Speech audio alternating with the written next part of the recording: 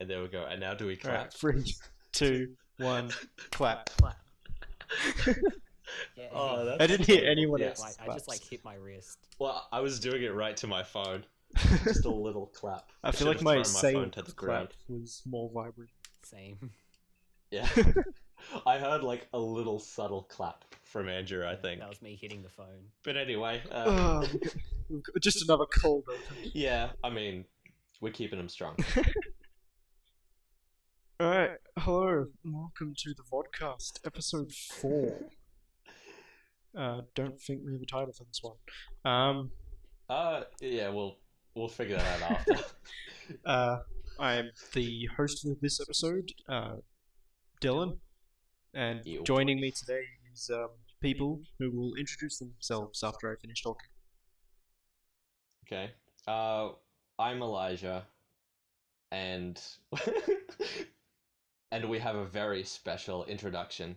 Our good friend, The one and our only. good graphic designer friend, Andrew. Is that my title?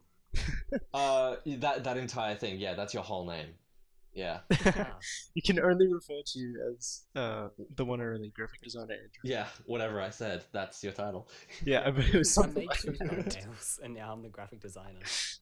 Well, yeah, I mean, Paid as the graphic designer? No, you made the background as well. Oh yeah, I did make that, but that was editing.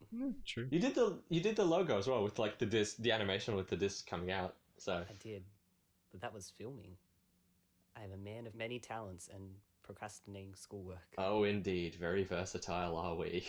I feel like that was a well-deserved minute intro for Andrew. I think so. I think we needed It was it. very Yeah, organic. we've got to get everyone accustomed. Otherwise, they'd be really scared. You know, there's just this They random need to new know guy. who Andrew is. This is Andrew, This is Andrew. the one and only graphic designer. Andrew. We can't have people forget who Andrew is. Exactly. Alright, anyway. That was beautiful. Alright, so as usual, we'll start off our episode with a catch-up of the week's movies. Would anyone like to go first? Oh, after you, Andrew. Oh, right, yes, of course, Andrew. Yes, I watched Forrest Gump like a week and a bit ago, which I don't think counts Awesome. as this week, but Well, if it's the most recent thing, then it's like, you know, does the job. I mean, yeah, it's just whatever you last Yeah. watched. I watched it. Yeah, well, that was Forrest Gump, and it was the first time I watched it, and it was okay. It was okay. What? Yeah. Elaborate. No, not a man of very many words. Yeah, it's a really good movie, but it was also kind of emotional, and I wasn't expecting that, and I was kind of bummed out. Yeah, yeah. Okay, so it was more like it was killing the mood, sort of. Yeah. Yeah, I 'Cause, get that. I like my movies fun, and it wasn't as fun as I was expecting it to be. And also the 90s, I have no idea. You about just the 90s. you thought it was? Did you think it was just like a running movie? Yeah. No, I just thought it was that one bit where he's in the background of the president's office the entire time. Yeah. It's just one big VFX shot. I guess it does have a well-rounded view of genre in that it has really satisfying moments throughout. It does obviously have those sad moments and those more somber points when Jenny is sort of in a lower place. I won't spoil it too much. But Just Jenny's entire character arc. yeah, it's quite dark because there was something that I realized when I watched the movie more recently. I didn't get this when I watched it when I was young, but looking at the character of Forrest Gump, the movie is like actually just about viewing things through the eyes of someone who doesn't understand them. Like everything that we see and we understand, Forrest Gump doesn't because of the way he's challenged. He doesn't see that Jenny has all of these problems that have roots from childhood and then carry on throughout her life. He doesn't understand how to read that. And we're viewing it through the eyes of someone who just is kind of blind to it, and there's a sort of purity in that. And I think if you look at the movie in that way, it's kind of interesting. Yeah, it's kind of interesting because it's, yeah, just like someone living in a horrible world, but they don't really understand it. And you sort of project yourself Yeah. and like feel sorry, but also like happy for them. Yeah, it's a kind of, I guess, childlike purity. It shows that you don't necessarily need to be all technical, you don't need to be all smart. to understand how to have a heart, how to understand love. And I guess in that way it is sappy. It's meant to be, because it's just about innocence, I guess. That being said, it does have it does have funny stuff. Like, you can enjoy when Fortunate Son starts playing when they go to Vietnam, when he's talking to the president, he says like, "I gotta pee." It's like, it's, it can be admired. And the special effects work as well is really interesting to look at nowadays. Yeah, it's also subtle. Very, And yeah. also, there's no Transformers, so 0 out of 10. It's a 0 out of 10. Optimus Prime doesn't say a single word. Exactly. Iron Man was in there nonce, so 0. Yeah, zilch. And then there's but I think the craziest part is just Gary Sinise, his legs in the movie. I know, right? Holy hell, that's incredible. That's Lieutenant Dan. Lieutenant Dan, yeah. Yeah. Dan. He's probably my favorite character, actually, because he sort of had like an uplifting arc. It was more. Yeah, he did. It was really nice because that kind of embodies what I was mentioning with Forrest Gump's view, where he's present throughout a lot of Forrest Gump's life, but the reason that Forrest is able to tag along is because he doesn't judge Lieutenant Dan for the mistakes that he's made. And that's why in these moments of just like absolute darkness, when he's like all traumatized because of the war and his injuries, Forrest for some reason is still hanging out and he still believes in him. He's still loyal. And then throughout the story we see that loyalty, how it brings back someone who thought they were completely lost. And that's like a good message to show that you need to be there for people, and then they'll find ways of making themselves okay, because you had faith in them. Forrest Gump has a lot of messages. It does. That's kind of the point of the movie. I guess every movie is trying to deal with different things. Some will be trying to impress you with its like visuals. Others will be trying to make you laugh. And other movies, they make you walk away going, I can take that into my own life. Forrest Gump is probably one of the movies that people will say it had a way in changing the way they look at life. It's even like, it doesn't even really have anything that offends anyone. Not really, yeah. It's unless people are offended by like sex scenes or something. It's like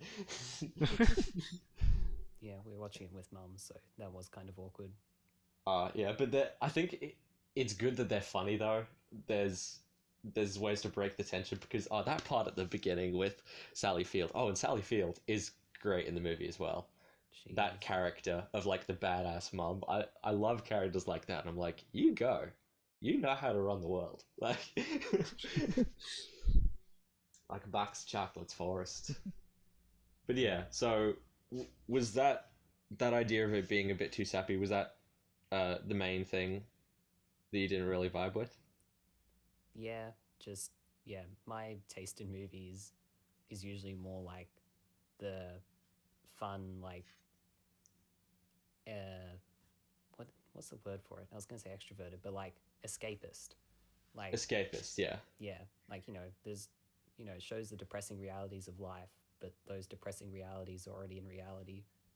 And yeah, movies, you can escape that and show cool things. Like It's like explosions. film has the ability to be a medium that makes you forget about some of the things that makes life difficult, and in turn you can go into this world and you can live vicariously through Sam Witwicky, or you can experience all of these incredible things that maybe in your real life you're not able to for one reason or another, and that is something that's great about it. But I guess at the same time, everyone is able to find different things that is interesting, and they're able to find something they love about it individually. So I don't know where I'm going with that, but yeah. Oh, it sounded deep. That was going. It sounded deep, somewhere. yeah. So it must have. I'm sure it'll trick someone. Yeah, I'm more tired than I usually am in these, so I'm a bit more introspective. Don't worry, it's good. It kills time. Oh yeah, definitely. So is that all you want to say about Forrest Gump? Or? Yeah, I guess. I Yeah. almost did the Forrest Gump. Yeah, yes. Yeah, I don't even want to attempt a Forrest Gump impression because I know I'll just fall flat on my face. I tried doing a Matthew McConaughey last episode, and it was Oh no, no. it was bad. It was really, really bad. I can only do apologize. trademark, that is it. all right, oh no, I'm not gonna do it again. All I'm not right. gonna get into it. Alright, Yeah, alright. but anyway, so my movie. No, I just want to avoid Matthew McConaughey at all costs.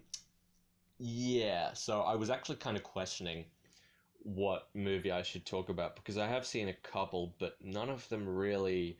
Only a couple? Yeah, a couple. Because I'm moving house right now, so it's a Oh, bit cool. weird. But yeah. Um.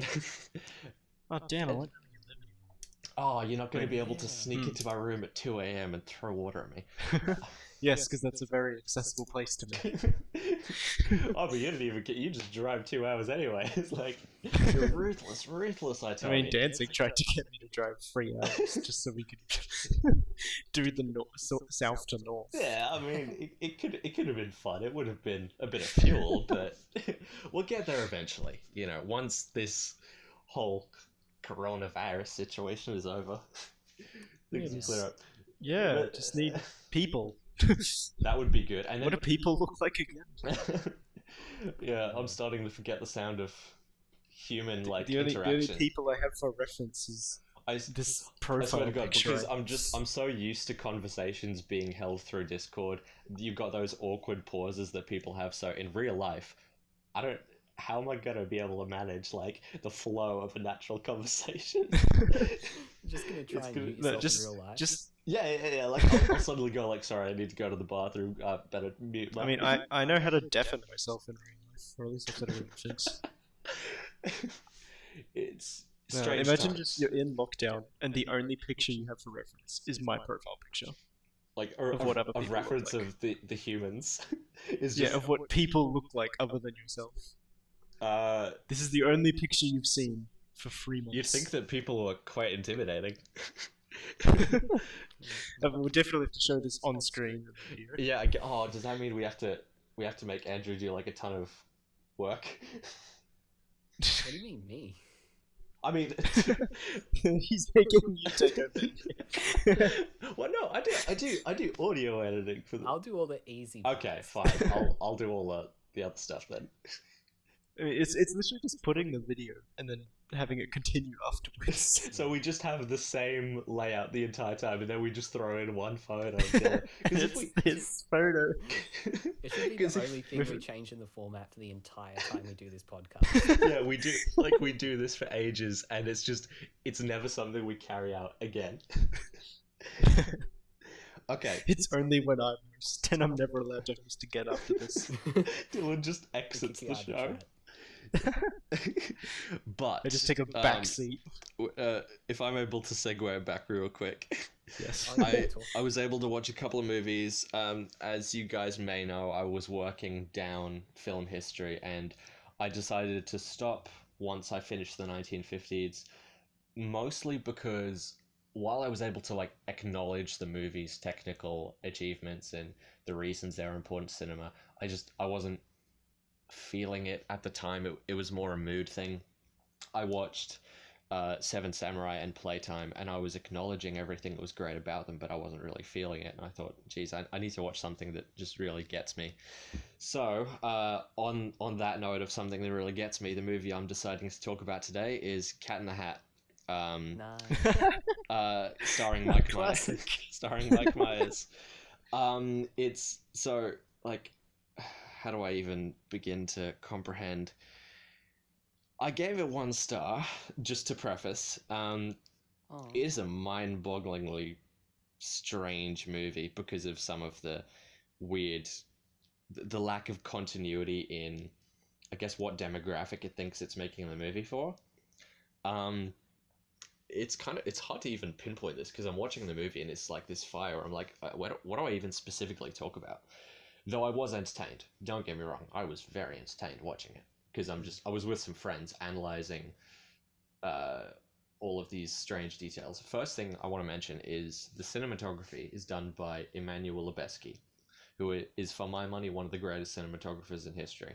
He did The Revenant, Birdman, he did Gravity. Like, he's got hell of a And rap it sheet. shows.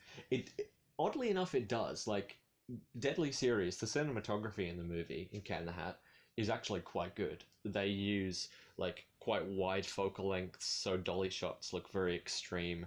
the way that it's lit is all like quite bright and vibrant, and the production design is a lot.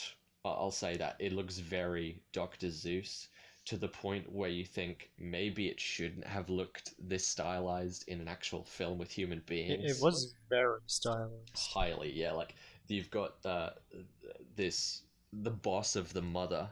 His hair is just a straight up cartoon. He has this tons of gel and he has a curl in it. Also, it was very funny that we're watching this in the midst of a global pandemic, and he is this he's a germaphobe.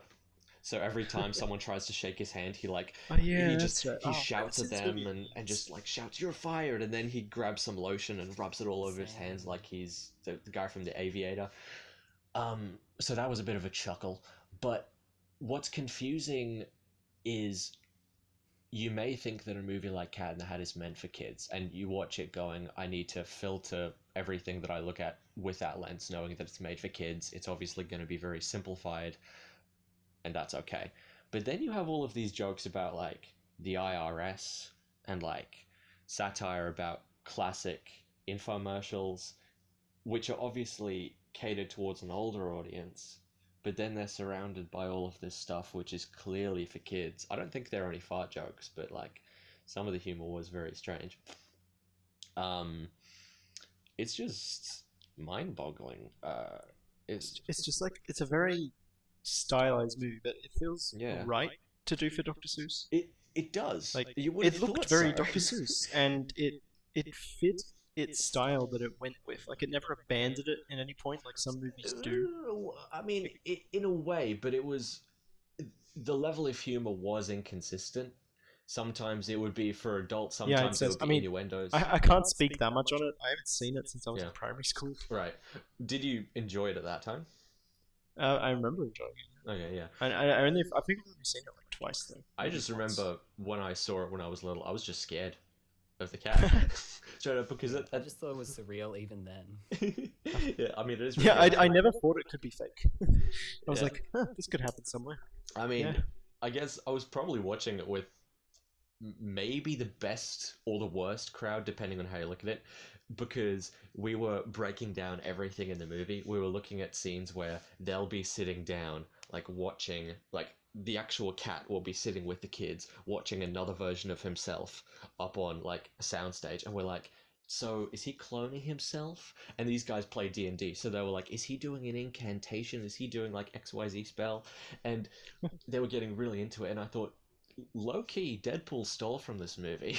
Like he's just changing locations all of the time. Every time they cut to him, he'll wear like some different outfit. Also, and this is like a aside, but straight up, they do some stuff to dogs which I think is inappropriate to do on set, because there's this one shot where something explodes, like some jam or something, and everyone gets purple jelly splattered on their face, and you just have this shot of the dog getting soaked. And I looked at that and I thought, is that okay to do? Is that technically animal cruelty? I don't know. It's fine. They could just wash him off. I guess it was just very strange to look at. At the time, we started thinking, is this allowed? Is this okay? I guess I can say I'm glad that the movie was short. Because I think part of the reason I really enjoyed it though was that it was at a period of time where my brother was super into a movie called Zathura. Yeah, Zathura. That's a great movie. That was on the same level. It was just that Cat in the Hat was weirder, but this was on kind of the same level for a kid that you think, oh yeah, that could happen. I think that not to say that Cat in the Hat didn't have elements of this, but one of the reasons that Zathura really succeeds is that it is built off the brotherly dynamic fusing the movie together, and everything that happens in terms of spectacle is built off that relationship. I haven't seen the movie in a little bit, so maybe I'd go back and see it as being a bit more flawed than I remember. But I have no choice but to remember I watched it 10 times. Yeah. Because of my brother. I mean, as far as movies to be obsessed with as a kid goes, it's like, it's not a bad one to pick. I mean, it was just one of them, but yeah, it was a long phase. And yeah, it definitely wasn't as weird as Cat in the Hat. And no, I kind of associate them in a way with my childhood. Yeah, absolutely. And that'd be an interesting. Oh well, I'm not going to say this just yet, but in the next episode, I'd like to get into childhood stuff a little bit. But yeah, I think that the kind of movies that we watch when we're a kid, they subtly influence our styles that we want to go for in the future. And I did Hmm. watch a lot of weird movies as a kid, and therefore I like weird stuff. I'm a big fan of things that are surreal. I like Terry Gilliam and all of that. But that kind of stemmed in a way from liking Spy Kids, or Well, we all like grew up in the early 2000s, so yeah. So we're like it was so completely strange screwed. because that was the beginning of people just being super surrealist, and What do you mean? I grew up on Lord of the Rings, I mean, Yourself. Lord of the Rings, which is in a why way, I it dream still way had too crazy big. scenes. Well, but that's good because Oh, that's Thunderbirds, hell that's yeah. different. Oh god, Thunderbirds, that's an entirely other story. But Oh no, I hated waking up to that at 6 um, a.m. you know that song they played at the end by that boy band Wasted. I never sat Yeah. through to the end. Oh I love wow, it. yeah, that gets in my head sometimes. Oh man, the little voice in my head knows the lyrics to it, and I actually don't. But oh, that movie holds like such a specific place in my memory. It's so strange. I mean, I imagine the movie's probably not that great, but there was something about It seeing actually them has all. some. Yeah, sorry. It holds up quite a bit. Like Yeah. you have to kind of go into the mindset of it's like the polar opposite of the Cat in the Hat, where you go in with the mindset of, oh, it's a kids movie, but instead of finding bits that are too adult or weird, you sort of go, actually that works really well. Like these visual Yeah. effects are really good. Or this Really? Okay. acting is actually kind of impressive in this scene. Really? Okay. I Yeah. should rewatch it then No. because it's one of those things where the memories I have of it hold intact quite well, but I always thought that if I was to revisit it, they'd shatter. But there's nothing in my mind which says that the special effects would suck, and I remember really enjoying the atmosphere of seeing these guys on what's it called, Tracy Island? Yeah. Um, Yeah. they're all just relaxing, and everyone's like wearing Hawaiian shirts, and they're having interesting looking drinks that I don't recognize, and then they get to drive these ships. Like I loved Thunderbirds when I was a kid. I think for a while my favorite was Thunderbird 4, and then it changed to Thunderbird 2. Anyway, let's not get into Nice. that. But yeah, that's a whole Yeah. other thing. That's gonna be my episode, I've decided. Oh yeah, that'd be awesome. Because I could pull out some of that material because I do have a lot of nostalgia for the old Thunderbirds cartoons, like the ones with the weird looking puppets. Oh, Yeah. that's such a I haven't watched interesting those time. in ages. Yeah, yeah, yeah. I watched It'd the be movie fun. fairly recently, but yeah. It'd be fun revisiting them. So I guess that's me done talking about what I've been doing. Yeah, Cat in the Hat. I would. I mean, it's a strange movie to analyze. So if you want to give a movie, I was about to say lobotomy. What's the word for like when someone dies and you look in their body? If you want to give that to a movie, pick Cat in the Hat. Autopsy, that's it. Autopsy. Oh, Sorry. Autopsy. Yes. If you want to give a movie an autopsy, watch Cat in the Hat. There's a lot to dissect. Alright, so I guess move on to my movie. Yes. Well, I watched my movie because it is one of my dad's favorite movies, and it was his birthday last week. Mhm. And so I watched Braveheart, which went on Awesome. longer than I thought it did. Yeah, it's Not a bad thing, it just did. it's long, but since Um, it's so epic in scale, it makes sense Yeah. to be that long. Yeah, and like it starts off so simple, and I was like, Yeah. I bet that's William. Oh, it is. Yep, I was right. Then it like slowly progresses up to the first big battle, and I honestly thought that was the final battle, and it turned out it was just like the first of like four. Yeah, yeah, yeah. That surprised me a lot when I saw the But movie. it was good. Like, it felt like it should have ended sooner sometimes, but this was the story of William Wallace, so of course it kind of just continues on to Mhm. keep telling his story because there's all these different parts and all these different people. Yeah. It's a pretty Yeah, massive I also story. didn't notice until the end that the narrator was Robert the Bruce. Right, yeah. Yeah, I had no idea where the narration was coming from because a lot of the times in movies, narration can sometimes be an actual character and other times it's just no one. So whenever I'm Yeah. watching a movie, I just think it'll tell me at the end, so I'm not going to pay Yeah, attention I didn't to think it. it was anyone. Yeah, because narration can just be narration. It's like, yeah. But it's nice that they had that intelligence to use that perspective because narration can be a very lazy tool. So at very least, you want to tie it to something and give it an actual It was voice. it was very much Robert the Bruce's telling of William Wallace, which Yeah, is pretty much what the movie was. And that gives it like a folktale feel. Yeah, it's kind of like he's telling the story of this guy that he respected Yeah. and wanted to make it up to after he betrayed him. And that's what's epic about the movie, is that it's showing that it's this legend.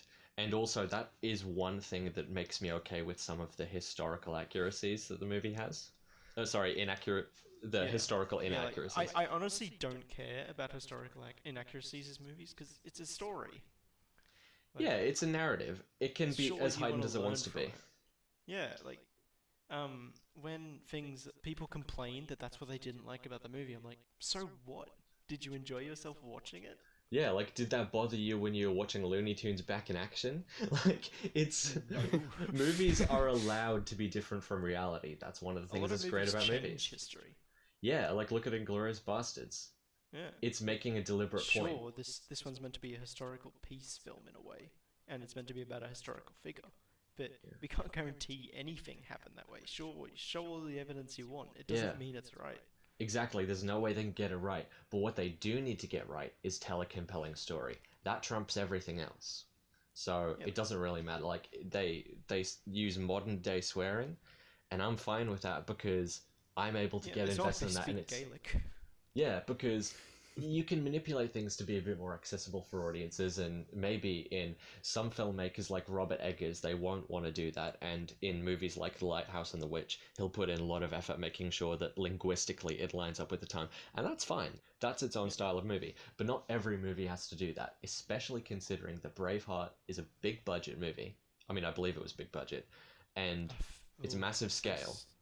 it doesn't feel like it It's is. just big full stop. Well, It it's feels like it is now because it won an Oscar and stuff, but like just watching it, not thinking about that, it didn't seem like it was because it was just Mel Gibson. it's in that state between a massive Fast and Furious movie and a no budget movie like El Mariachi, where it's in a middle ground where it has enough money to tell a fully fledged vision, but it's not too much money so that a studio will just rip it to shreds. And I think that's where you get all of the best movies. I might have talked about this in a previous episode, I don't know. But like the movie Force your idea. but you know, movies between like 15 million and like 45 million, I think have the most, they still have some creative freedom, or you know, enough depending on who the people behind it are. And I think that's kind of where Braveheart was. And it has a voice. It has a really definitive tone. I love the way that they introduce the world, even though it's very quiet. But then they build it up, and you realize, no, this movie isn't boring. It's like, this movie's epic. It's funny as well. Yeah, it was I loved the movie honestly. I didn't care that it was long. The fights were fun. What happened was fun. There was almost no talking, and it still felt awesome. It's got really concise storytelling. They have the catalyst for what sets William Wallace on this crazy adventure, and you understand the pain that he's going through, and you feel the injustices happening, but at the same time you get the camaraderie with everyone. There are so many characters that you feel a strong bond with, and it has such a satisfying emotional catharsis at the end. Yeah, I didn't actually think they showed all his forms of torture in the film. I thought that was a thing I'd heard that they didn't do. It feels pretty brutal, even when they're No, hiding I knew certain about things. all of it. I just didn't think they showed it. Yeah. And then when you watch it, you can't really have people describe it, because the way that they depict it, it's so Yeah. it works because of its execution. So you look I at it think and you go, it's "Oh because shit, of- this is intense." I think it's because of other movies similar to it in documentary style, in the way that Braveheart is, but also in the way that it's not explained to be a documentary because it's technically not. Yeah, But it seems like it could be, and because I've seen a fair few of them that are like that. I expected them to just say what happened to him in text, slowly fading Yeah. onto screen, Oh, which they did God. do later. But I expected them to do that instead of showing the torture, and that was going to be the end. when movies do that, it's thin ice for me. Like, a lot of the time, I do I not like generally it. enjoy it, but a lot of the time I'd like to see those things. One movie which I really hated it in was Hacksaw Ridge, because I felt like they just decided not to film an ending. And yeah, I don't remember them doing it in That- Hacksaw Ridge. in Hacksaw Ridge, it's I like, don't remember how it ended. instead of filming the last 10 minutes, so you'll have a movie reach its climax where the main conflicts have been resolved, and then after that you'll show the new status quo and stuff. Or not in every movie, but like in a movie of that Those scale, types, that's in what- in those types of movies, you probably should do it unless the main character dies or something. But in Hacksaw Ridge, they decided not to do that. They just have a bunch of really extensive title cards, and I understand that the title cards are meant to give a certain amount of awareness to these real people and their real stories, but you can do that and still maintain the format of an actual film instead of suddenly turning it something else. The one time think where it was it's- okay was Black Klansman. Black Klansman, it made the movie better, but that's a whole nother thing. I think what's ironic about saying about Hacksaw Ridge is that they're both directed by Mel Gibson. Yeah, that's true. Braveheart and Hacksaw Ridge. Yeah, and I think that Mel Gibson is quite a good director. He's probably someone that people don't consider when it comes to a list. Not saying that he's like in top Yeah, I 20 mean, directors or anything, but he's They're the very only two movies of his I've seen, well. like as He- actor or director. Oh, really? You haven't seen him acting in anything? No, I haven't seen anything of Mad Max, which is the only other thing I know he's Oh God. He was in You've that one Simpsons episode. in. Sorry? He was in that one Simpsons episode. I haven't seen most of The Simpsons. I wasn't really allowed to watch it as a I kid. mean, he's Oh, that's the only other thing I know of him. Lethal Weapon is pretty amazing. Also, Signs is dope. The M. Night Shyamalan movie. He also directed Apocalypto, which is a movie about it's about the Mayan kingdom Oh, right. and how it's beginning to crumble, and we follow one guy on this like crazy journey. And it's not in English. Like it's all in the native language. It's all native actors, and it's pretty I good. found out how old Myra is today. I was pretty surprised. Yeah. Like, it dates back to like the 400s. Yeah, it's 300s, something like it's that. an extensive history, and that's something that people won't consider nowadays, because the further you look back in history, the more it sort of blends together. Like you look at if it was 1,000 years ago, the difference between 100 years to you seems like nothing, but nowadays it's like 10 years from now seems like I mean, ages. So it's all especially relative. thinking like, say they're from 300s or so, might actually be Yeah. 200s, and they've ended their calendar in 2012. I saw someone say that the guy was just dyslexic and he meant to write 2021. Even then, they'd be a Uh, year I off. think I have seen that, and I was like, oh no. What can we say? Sometimes there's just a perfect storm of events where everything lines up. But I mean, yeah, it's kind of crazy, because I saw something, and this was very basic of me, but it was probably BuzzFeed that mentioned that we are as close. Oh God, I have to make sure I get the information right here. Correct me if I'm wrong, but it's like the invention of the iPhone and the life of Cleopatra. That time scale is just as much as the life of Cleopatra and the creation of the pyramids. Is that what it is, or is it It could Yeah. be. Or was it the moon landing? the moon landing? Could have been. I'm not the sharpest Check it tool and in the put it on shed, screen. but yeah. Only when I'm host. If only we were like Joe Rogan, where we could be like, oh, there was this thing. Jamie, can you pull that up for me? That's what we have Andrew for. That's what it actually. It's not when I'm host. It's when Andrew's on. So I'm not sure of the details, but the point of it is that it made me think about how time is this very relative thing, which we look at as I'm stretched and fascinated by time. yeah, absolutely, and the way that it stretches is interesting, but Stay also tuned for movie review of Tenet. yeah, oof. But we won't get into that because that's gonna. That's Oh yeah, because I was gonna say, since if you, I think this episode will be coming out around the time Tenet comes out, but oh, that is an interesting. Have you seen the trailer, fellas? I saw the first one. Yeah, what a. I'm still trying to It's wrap. actually coming to theaters. Yeah, finally, I can't wait for that. All right, but to move us on. We Yeah. don't wanna- We've been we've been doing this for a bit longer than we normally are. In conclusion, Braveheart good. Yes, yes, Braveheart, very good movie. Yeah. Take a look Cat in the Hat, great movie. if you have Cat in the Hat, great. an entire day. Yeah, it's a very Alright, satisfying so- experience. Now we'll move on to our little game segment, which I believe you started last week. Yeah, Simon gave us this crazy idea of I don't know who it came from, but it's meshing together the synopsis of two different movies. So you tell us what those movies are, and then we have to guess. Oh, sorry, you tell us the synopsis. We guess what the movies are, I give and you then the description, and you have to guess what the title I have here is. yeah, I'm pretty sure it's a Valley Folk game. yeah, Valley Folk. That's where it came from. Yeah. Interesting. Yeah. So I know what that is. same. People do. Alright. Are you lads, Sponsorship. or should I say buds, ready? Buds. Yeah, let's go. We're ready to go. Yeah, hit us. Alright, everyone got their Bud Light? Oh, never. Still can't believe we talked about beer in the first episode. Anyway, Yeah. first description. A group of superpowered individuals must work together to defeat a wrinkly grape while Andy Serkis frees a group of primates during a war for their home. Oh my god, what? Wrinkly grape?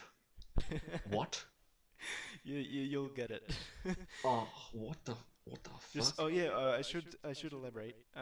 All of these descriptions match today's topic, which is the Marvel Cinematic Universe. I think I've got it. Oh, fuck. I got it. Sorry, what was the second half? After the wrinkly grape? To defeat a wrinkly grape while Andy Serkis frees a group of primates during a war for their home. Rise of the Planet of the End game. Not quite. Am I on the right track? You are on the right track, Yeah, but it's not it's the the- right second movie. Not the right second movie. Can I Yeah, make a Rise guess? of the Planet of the End. Oh, Infinity War of the Planet of the Apes. Yeah, that's exactly it. Infinity War for Yay. the Planet of the Apes. Hell yeah. And yeah, Andrew, just jump in whenever you have something. Okay, I wasn't sure if it was one of the other. Okay, cool. No, sorry. Alright, are we ready for movie number 2? We are ready. Yes. Are you sure? Yes? Oh, well, now that you mention it, no, I think I'm just going to go to the bathroom and... Alright. That's my secret, Cap. I'm always angry. I'm also helping a god escape the gay embrace of Jeff Goldblum, but now we are both in a love triangle in a musical fight for a farm girl's love. Okay. I would never have gotten What this the hell? The Incredible Chill. No. No. I don't know what the Jeff Goldblum movie is, so I'm randomly trying to think of Jeff Goldblum movies. So it's a love triangle, and he's gay. Wait, what? Like, can you say that again so I can dissect So, what the hell's going on? That's my secret, Cap. I'm always angry. And I'm also helping a god escape the gay embrace of Jeff Goldblum. But now we are both in a love triangle in a musical fight for a farm girl's love. What on the planet Earth? I'll give you a hint. Jeff Goldblum is the end of the first movie. What? Wait. Everything after Jeff Goldblum is the second movie. Jeff Goldblum's the first movie. The first?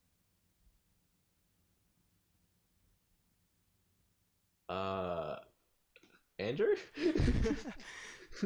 have no Is idea. there like a give up system? Okay, so I mean we can if we so There's okay, silence. wait a minute. So the first half that it cuz that's the Avengers. Right? Yeah. Well, Yeah, I think the first half is the Avengers. I'm gonna say that I'm allowed to give you hints. I don't care. Yeah. I'm the host. I don't care that someone Yeah. made these. I'm No, the no, host. he did the same. Yeah. The that's my secret, Cap. I'm always angry. Isn't referring to the movie. Oh. That's just cheating. It has something to do with the movie, but it's not a quote from the movie. Oh, wait. Is it The Fly? No. Oh, because I was thinking like different like body invade. Okay. The white what the what man. So does that mean the first one is the Hulk? Or I can't give you that. well, I that's would another help no. you, but I feel like that's a bit too easy for you. Okay, let's say 'Cause it's so easy already. let's say it's the Incredible Hulk. yeah, it obviously is. But the Incredible Budapest Hotel. Uh, Remember, the That's My Secret Cap and Jeff Goldblum are part of the same movie. So that's Thor Ragnarok, right? It's everything after Goldblum that is the second movie. Wait, say everything after Goldblum again? Yeah. But now we are both in a love triangle in a musical fight for a farm girl's love. Oh, wait. That's not the Prince. The Princess Bride isn't a musical. Musical, love triangle, farm girl. Thor Rock Around the Clock. I don't know what there's probably a movie with that name.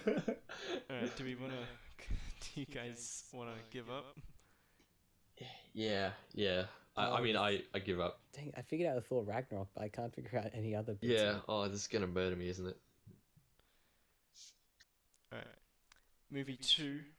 That's My Secret Cap. I'm always angry, and I'm also helping a god escape the gay embrace of Jeff Goldblum, but now we are both in a love triangle and a musical fight for a farm girl's love is For Ragnar, Oklahoma. What? I would have never never got that. Yeah, it's probably a very Simon movie.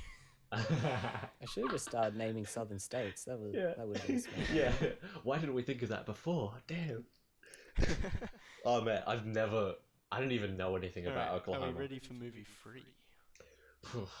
I think so, as long as it's easier than that one. Yes. I'm already one podcast in and I'm showing how dumb I am. We're all exposing our true colours.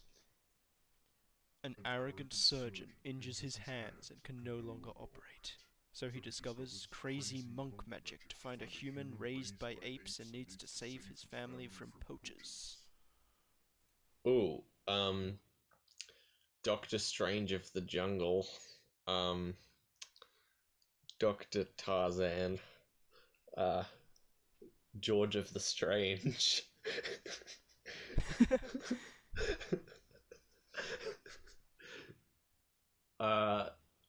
So that first one's Doctor Strange. Yeah, obviously. And the second one is like either a human raised by apes, poachers are after him, so that's like Tarzan. Similar to Tarzan, yeah. Similar to George, because there is George of the Jungle as well. Are there any other movies which are like that same premise? I'm trying to think of ape movies. Don't forget, it's not like you have limited guesses. Yeah, I know. Doctor Strangelove. It's just a different movie title. Yeah, it's got nothing to do with either. Well, a little bit. I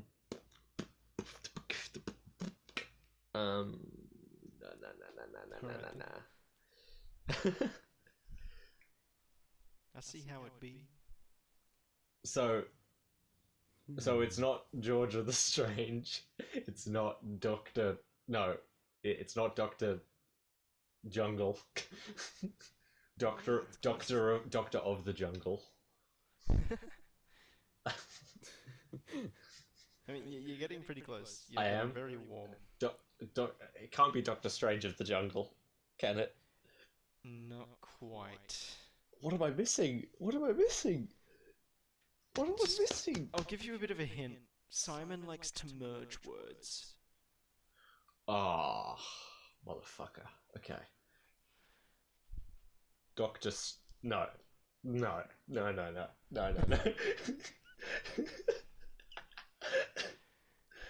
Everything that's coming to my mind is so stupid.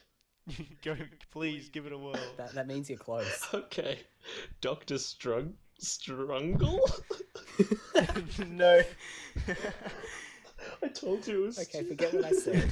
I told you it was bad. No, you had 4 of the words, but then you had 2 extra words. Whoa. Guess before your last one. Dr. Strov.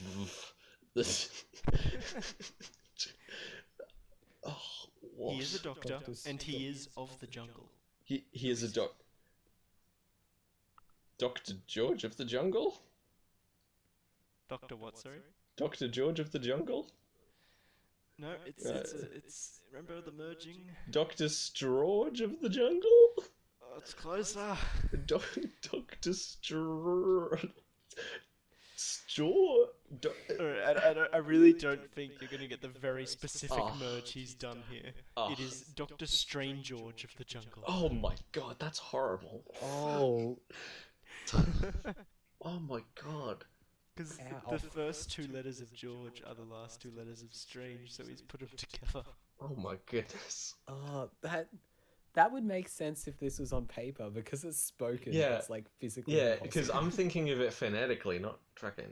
Oh my Yeah, goodness. no, I wish like, it would have been so much better if he hadn't done that. Well, Because he's done it in the next one as well. oh, Simon, if you're listening to this, you've caused me so Well, much we know pain. that now. I'll get a pen and paper and a Struggle. dictionary. Strongly. I told you it was bad. I told you. I was like, But this is bad. Doctor Strange. well, yeah. I mean, I George. don't. Yeah, yeah. Oof. Yeah. This game's insane. I think we should give him some notes on that. Words shouldn't be put together. I mean, I'm fine with him doing this just because it keeps us on the edge of our seat. Yeah, the game's good. It's some of the titles that are just. Oh, there are how not. are you But meant to get that's what's difficult about it because guessing the movie isn't that crazy of a concept. But you have to try all of these alternate. Like there were some interesting ones last episode. They were very Well, strange. I think we better leave him. Yeah. Discussing that again because we have spent a lot of time on. Yeah. this part. Well. So yeah. But all- we will do this last. And a lot of last time one I just have. roasting Simon. Yeah. It's what he gets for not showing up. Naughty, naughty. Don't be mean. Yeah, people have other things to do. We're all on a rotation here. Yeah, Except for me. I shouldn't say anything like that. I didn't go to the last one after saying I was going to until the day before. There you go. There you go. We all make mistakes in the heat of passion, Jimbo. Alright, are we ready for the fourth and final description? Oh, there are more? I thought that was it. Nope, he's given me one more. Oh, God. Yeah, this is the entire episode. Oh, now. man. Yeah, we're 50 minutes. We're not. That's the joke. This is the whole discussion we're having about the MCU. All right. Oh, my God. Are we ready? Yeah. Yep. A hodgepodge group of space criminals must work together to find a magic purple stone and defeat the angry, lesser-known fourth member of the Blue Man Group, who built walls around Manhattan to trap people inside that desperately want to be free. Okay, straight up, I have no idea what that second movie is. Like, I kind of know what it is. oofed. Can you give me a hint of like what? Yeah, it's an Arrested Development thing. Oh. Okay. Oh. Guardians of the Arrested Development. Guardians of the Development. I don't believe it's a show. It's not a show. It's a film. I think I'm gonna search it up. Yeah, I was joking. Oh, I mean, I've never seen Arrested Development. I trusted you, Andrew. Oh, you should watch it. It's good. That's what I hear. It's difficult for me to get into a lot of What the hell shows. is this movie? Well, that's what I'm wondering. Okay, Guardians of the Watchmen. Starring Kurt Russell. Kurt Russell. Okay, I need to. Kurt Russell. I'm gonna Google Kurt Russell. Guardians of the Do Galaxy. you want me to 2. give you his character's Oh, name? 'Cause I'm wait. sure you'll get it off that. No. Don't make it easy. I'm gonna Google it won't. Kurt I Russell was kidding. Blue Man Group. I'll come back. Oh, okay. Guardians of the Bone Tomahawk. No. No, it instantly came up with a trailer for Bone Tomahawk when I typed in Kurt Russell Blue Man Group. Well, you Okay. gotta remember that one of these words is merged with another word. Oh God, not again. The Okay, last word of the first movie What- and the well- first word of the second movie. what's the character name then? Gruff Snake Plissken. Oh no, I know that. That's Guardians of the How are you gonna blend those? Guardians of the Escape to what's the title of the first one? Guardians of the Escape from New York. Are you saying Guardians of the Galaxy Escape from New York? Oh my lord. these are What? these are unconscionable. Because if so, you'd be correct. Yay! Oh my goodness. Hey, Guardians I of the mean, Galaxy that's Escape good from enough. New York. Yeah. Yeah, nailed it. Good job, Andrew. You won Yeah, it. I've You never won seen one. Escape from New York, but I know of the Yay! character I of Snake definitely know Plissken. what that movie is. So, All right, so let's move on to actually discussing the MCU. So I think what we should talk about first is like the impact of what the MCU is. How it's this massive thing of all these different films just merged together into what could basically just be one giant film. mm-hmm. I didn't really think it had any. I think it was pretty like subtle. I think it was just kind of underrated, really. Like no one really noticed or watched any of it. Most ambitious crossover ever. Yeah. I think that it's pretty safe to say that the impact of the MCU, it has completely changed the way that films are marketed and the way that studios structure them. Yeah. Because like the second the Avengers came out, it suddenly our priorities changed entirely. It wasn't about singular movies. That wasn't enough. It sort of redefined like what big movies could be, like, and it sort of like set the stage for like the next decade of movies. Yeah, like it caused even just random movies to try and get singular movies or individual movies characters into a movie together, like Unbreakable and Split merging in Glass. Yeah, and even just like tones and musicscapes and all that stuff, it just sort of ended up being like the defining style of movie for the 2010s and bits of the 2000s that it was in. Imagine if these movies had been just all their own thing. It was just Iron Man, then Captain America was its own thing. Then nothing to do with Iron Man. Then there every was every major franchise that we know would be fundamentally different, because if the Avengers didn't come out, if it didn't exist and make the impact that it did, then so many franchises would have taken a completely different direction. The idea of having larger expanded universes influenced everyone. Everyone who had large properties used them. Suddenly, Universal were trying to do their monsters thing. DC realized that they could really go forward with their universe. Fast and Furious it's kind of just changed the things to issue make was- spin-offs. The issue with the monsters one being that the only good one is Invisible Man. Well, at the end of the day, you really have to make sure that these movies are actually good by themselves, otherwise no one Yeah. wants to see an expanded universe of them. So Iron Man is an amazing film. it is, yeah. It actually is just a good film by itself, and it doesn't need to be anything else. And my And overall... of course, Incredible Hulk wasn't. Well, to be honest, my opinion of Marvel as a whole is that Phase 1 is where all of the good stuff is, because they were just trying to be films by themselves. They were relatively standalone, but they set up the possibility of other things.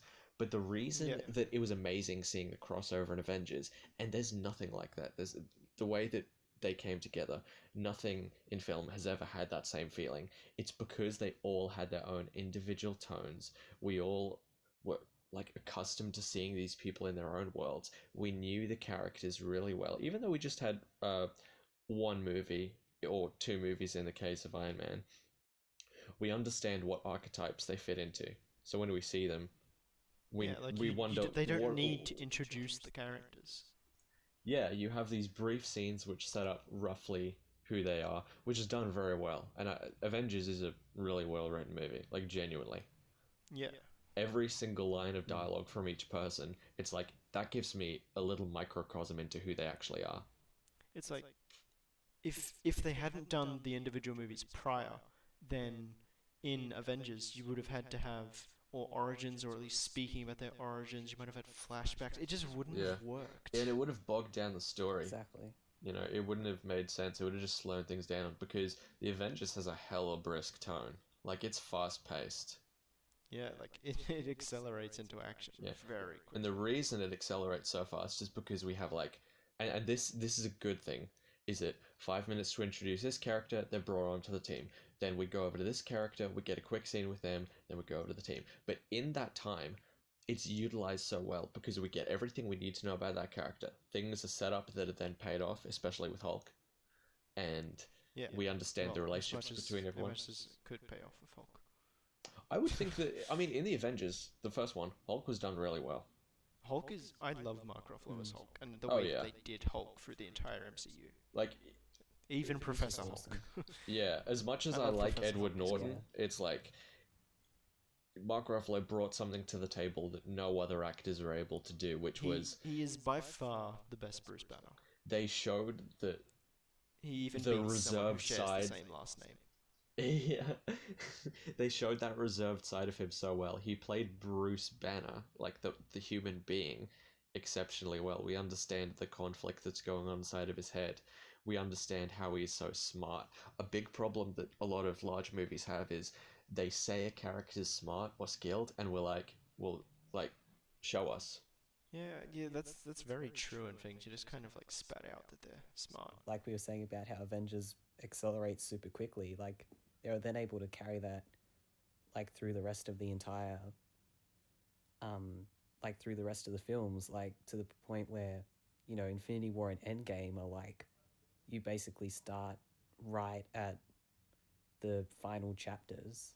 Like Yeah. they completely lose the structure of a movie and become events. Like part of the reason why Infinity War ended up being kind of having a weird reception where everyone loved it but critically couldn't explain why is because it sort of lost its structure as a movie, but ended up becoming part of a movie that was made up of other movies, and it sort of became an abstract evolution, which is really pretentious sounding but also really cool. It makes sense though, and Yeah. I guess Marvel movies that they're just they're more than individual movies, and it's kind of harder for them to be viewed as anything else because I was thinking about this the other day. I was thinking, we're talking about the MCU, so what are some things that I could bring up? And they just purely because of the fact that characters are appearing in like 10 movies each. In each movie, they can't have like a massive 180 character arc, for example. Like, it needs to fit in. It has a more like a TV show structure than a movie because they're telling like a long form story that continues, and that could potentially be detrimental because it means that each movie could feel like it's inconsequential. And I think for the most part, they found good ways of avoiding that by giving slow changes throughout the franchise. There was one. If there's one movie that only did one thing for the entire MCU, like it was the only thing it added, for The Dark World, all it did was give the Reality Stone. Oh, yeah, and because it everything... had nothing else really going for it. Every time that it acted as if it changed the status quo, it was altered because Loki didn't stay dead. Yeah. So that was the one big, like... I mean, sure, they killed Thor's mum, but... Oh, they did? I forgot. Yeah, and it had nice color grading. They brought it up in Endgame as a Oh, major yeah, point. are we going to talk about the color grading? Because I've got some things to say about the color grading of the Marvel movies. I think Patrick Williams beat you there by He did, but I years. have some other things to say about the movie's visuals. So, for a very long time, I think this started around The Winter Soldier, I was watching the movies like something feels off. Like something just generally feels as if visually it's not right. What is it? And I was thinking about it, and I was comparing it to the movies that I did think looked good, aka everything in Phase 1. And first I thought, well, those movies were filmed in actual film stock, and the others are filmed in RE Alexa. But that's not it, because The Avengers was filmed in RE Alexa too, and that looks pretty much fine. It's got a different visual style, but it's still good. I thought maybe it's the fact that Avengers is 16:9, and it gets to show a lot more vertical space. Like Jurassic Park, it works so well because you can see the contrast between these really tall dinosaurs and these small humans. You kind of need it. Because it has that wider, but all of the MCU movies after the Avengers have been, besides the IMAX stuff, have been in 239. But that's also too simple. That's way too simple. And then I thought about the color grading. That Patrick Williams video, when that came out ages ago, that was a big wake-up call where I was like, yeah, the color grading is really off. And But I also realized, well, there's more to that as well. And there was something I noticed, and this is kind of interesting. And there's more to it than this, but this is one observation, is that these movies get churned out very, very quickly. That's no secret. But there are a lot of visual effects, and oftentimes maybe they should be using practical effects in places where they don't, because sometimes the references don't line up. So if they just give generic lighting on a green screen, sometimes they'll use a background that doesn't necessarily correlate to the lighting scheme that they have. So you'll see a person's face is lit in a certain way which doesn't match up to the environment. And they might go, oh my god, that's bad. How do we mask that? The way they do it is they lower the contrast and they muddy out the image to make it mask the bad special effects. And I've done this. I've gone on Photoshop and I've like demystified or dehazed the images, and suddenly you realize that the CGI looks, well, different, significantly different. Oh, I know. That's such a clever connection. Like this is just Yeah, my I never own, thought of that's it that my own way. theory on the matter. So it's basically they don't have enough time to work on the special effects, so the reason it's low contrast is to mask it. That was how I. Yeah, or it could even be just a preemptive, like it's a lot easier to do visual effects with very flat, Yeah. with very flat footage and templates and color grading. Yeah. I think it's just kind of become And then, standard, yeah. and so it's just kind of bland to everyone at this point. Because it's default. It means that It's there's like if you're doing less than that, it doesn't look good to people anymore. and it's like it's a way of sort of they're not taking a step, so that way they can guarantee they're not being offensive. And this is one of the problems that I have with the later Marvel movies, and I think that I'm a bit more critical of them than you guys are. But essentially, the thing that I have is that I don't think any of them outright suck. Not even Thor: The Dark World, because they all retain a certain level of competency because they're massive movies with huge crews. So every technical thing is going to go exactly right. So they're just good enough that you can't call the movie bad. But there's very rarely something remarkable about them. They're just good enough. And uh, a lot of the time I was finding myself after movies like Age of Ultron or Captain Marvel or stuff like that, I was walking out and other people went, "What do you think?" And I just went, "Eh, I can't say anything. Just meh. I don't even know."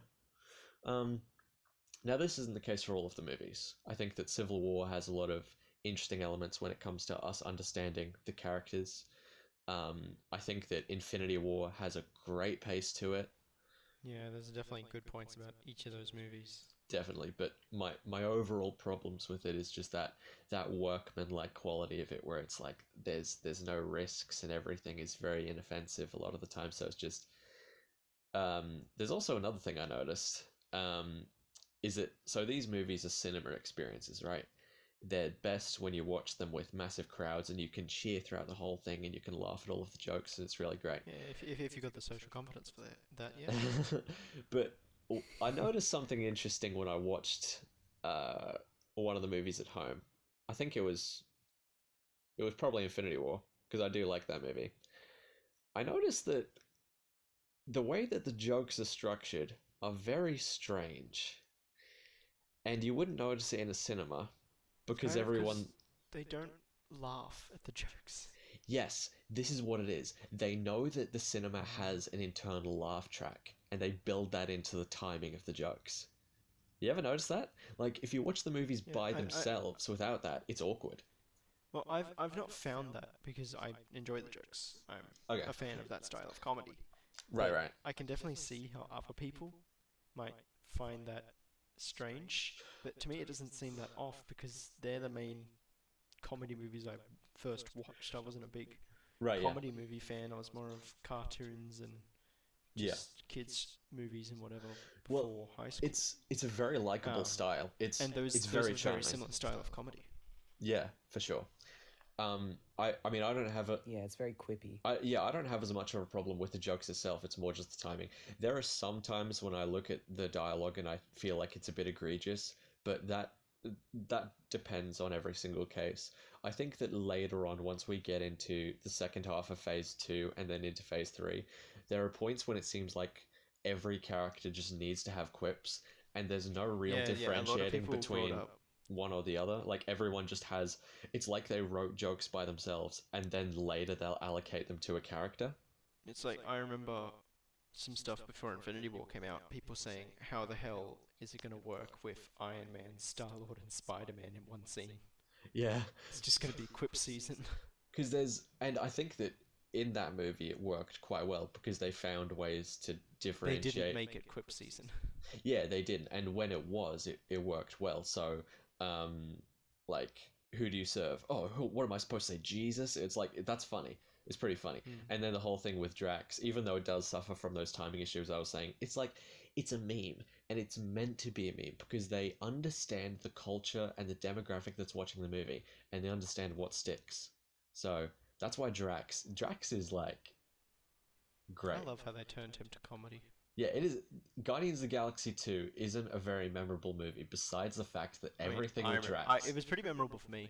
Yeah. Well, Honestly. there are certain I elements enjoyed of it more than the first one. I think that it had very good visuals, and I think that Oh, some I of the elements they added It's in, very bright. yeah, significantly more than like the other movies in Phase 2. It felt much more space-like than the first one as well. Yeah, because there's when you're in space, you gotta show the weird shit. You gotta show the weird stuff. There are so many things that they almost showcase in the movies, but they don't really show just how they don't show the scale of it as much. I think that's not the case for Phase 1. I think in Phase 1 they show the scale of everything perfectly. But later on, it's like you see on paper these things are happening, but you don't feel it as much. And like It's gotten to the level, the MCU, where it's anything could happen anywhere. Whereas, Phase One with ending with the Avengers, it's just New York. yeah, Nothing's gonna happen outside of the US other than maybe for a few scenes, and then you get to Age of Ultron, and anything could happen anywhere in the world. and then you But get then to after Guardians, they introduce space. and suddenly anything can happen in the universe. It opens the canvas majorly, and that gives us so many avenues for different stories. And a problem that I really hope that they don't run into is there are two places, Earth and everywhere else. I don't want every alien planet Yeah. to be the same because Captain Marvel had nothing to differentiate it from Guardians in terms of like the alien planets. Nothing. Like I mean, I don't even remember them being in space in like, Captain Marvel. the idea of Skrulls are so cool. Like I Skrulls, love the idea of Skrulls are Skrulls awesome. from like shows And- I watched. And actually, if I can take a quick moment to say this, before Infinity War and Endgame came out, I did some thinking of my own about how I would how I'd make it go. And I was thinking about, okay, so it's these two movies, and I did think that it makes sense that in the first one, Thanos would snap, and then the second one would be them like fixing things. But I was thinking of how they can introduce other elements, and I thought, okay, maybe they can, like, let's say there's a point in Infinity War. And that's not what I didn't know it was called that at the time. I think. Oh yeah, we knew it was Infinity War. We didn't know Endgame. But yeah, so let's say they're fighting Thanos and they're trying to get the stones, and like there's a point where Iron Man he has the upper hand, and he grabs the Infinity Gauntlet, and things are looking good, and he's like about to get some of the stones in, and suddenly a hand comes in and grabs him. You turn over, and it's Hawkeye, and you're like, what the hell? Why is Hawkeye doing it? And then suddenly his chin juts out. We're like, what the hell is going on? He turns green. He's been a Skrull this whole time. It turns out, after he retired in Age of Ultron, he's been dead that whole time. Suddenly, Skrulls are in this universe. And then we spend the part two. We spend that movie not only dealing with the fallout from the snap, but dealing with the fact that any one of these people could be a Skrull. If they'd integrated the Infinity War with the invasion of the Skrulls, Imagine that scene. Like, imagine you randomly seeing a good guy do something bad, and then going, "Wait, why'd you do that?" And then it suddenly, would be the bam, ultimate Skrulls. hidden fact. That would be I amazing. think it's a It would be up there with the hiding of Vader and Luke's relationship. Yeah, yeah, yeah, but it's also the problem is it's such a large scale like story thing that it probably Yeah. is a lot. Like I I've don't heard believe that people that would have predicting fit that. the movie. It's a lot, yeah. Yeah. If it wasn't done correctly, it could have been sort of too much, and it would have bogged down the the details of the movie. The issue is a lot of massive Marvel fans would have probably been like, sorry, what's happening? I was here to not see this. Yeah, I was here to look at Thanos, and suddenly there are these green dudes. So they would have thought it was just this juxtaposition that was abrasive. I understand that, Yeah, but we've just been too much for at the everyone. same time, If I know it's a anything from risk. watching movies And, with my parents, they would have just been, what's happening now? I'm confused while we're watching the credits. yeah, and I guess the way that I'm looking at it is from the standpoint that you have to shock some people, and if you want to do something effective, then certain people are going to jump off the bandwagon. Which I understand that these are movies where they need $1 billion to like make a profit, so they can't really do that. Um, and a lot of the things they Well, you did, can, but it has to be smaller scale. yeah, well, a lot of the things that they did made a lot of sense, and I think it was good that Endgame spent a little bit of time to breathe with the people, and to like you get to see Captain America and Black Widow just sit down and just have a moment of silence, thinking about all the people they've lost. I think that they need that. Otherwise, we don't have that personal connection. So when all of the crazy stuff happens, we're just like looking at special effects instead of thinking these are people that I've been on this journey with, and now I'm seeing them go into these unusual worlds. That's why it works, because it has a basis of character. Yeah, Yeah. that's what the MCU's strongest thing probably has been, is like the characterizations is what has been the through line, and You're like there for the characters. what everything's built on. Yeah, exactly. Yeah, exactly. People don't watch the movies that they aren't interested in about the characters unless they're like massive. I need to watch all the movies in the MCU every time they come out so I can have the cinema experience. Yeah, they're like so strongly defined that you sort of build a relationship with them even when the movies aren't out. Like it's relatively, like Captain America was only in movies every few years, but you felt such a strong connection with him that like, you'd sort of, oh, that's Captain America, or I feel like Captain America here, or like, yeah, you'd sort of You can't go to connect any with them shopping even center out in the the world movies. without seeing a superhero logo. That's right. exactly. And it's because they not only connect as hope for people and this person to look up to and admire, because they spread positive messages, but you can also live vicariously through the things that they do. So Captain America, I mean, first of all, that movie is very like personal to me, because it was the first MCU movie that I saw. I was 11 when it came out, and I remember I watched it on my birthday. I like rented a projector from in my house, like one of those really cheap ones, and I put it on the wall, and it was amazing. But the best part about it was I was seeing this like thin, scrawny kid who looked like me. Like I was a hella scrawny kid, and I wouldn't be able to win a fight to save my life, and I was seeing him be able to achieve great things. Yes, because he winds up getting turned into a superhero, but the reason Why were the reasons he got them? he got turned into a superhero because he had a good heart. The reason they knew they could give him this power was because he knew how to use it. Not a good soldier, a good Which man. was completely against Tommy Lee Jones' Yeah.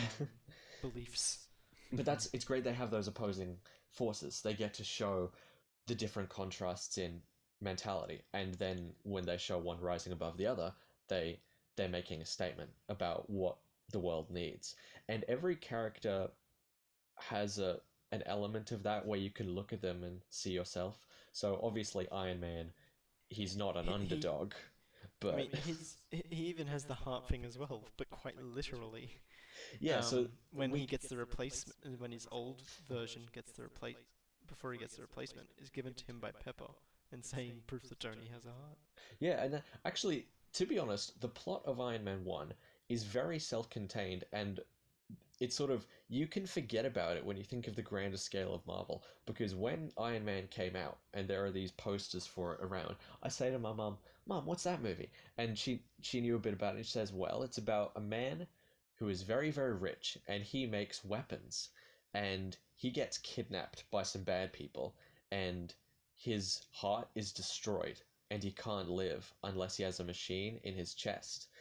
And it's like that element of the movie where it's like he will literally die unless this magnet is attached to him, and he used his wits and his genius to survive in this terrible situation, and it doesn't go away. And that they obviously, as the franchise gets bigger, those small elements kind of have to be dropped. The arc reactor kind of gets lost in the minutiae of everything else. Yeah. Well, it straight up gets like written out in Iron Man 3. Yeah, and I thought that was a bit Yeah. of it made sense that it's the third movie and they're trying to bring his arc full circle, but Iron Man's still around, so it's like everything after that may feel like this subsidiary epilogue, which in the end I think they found ways of avoiding. He's healthy now.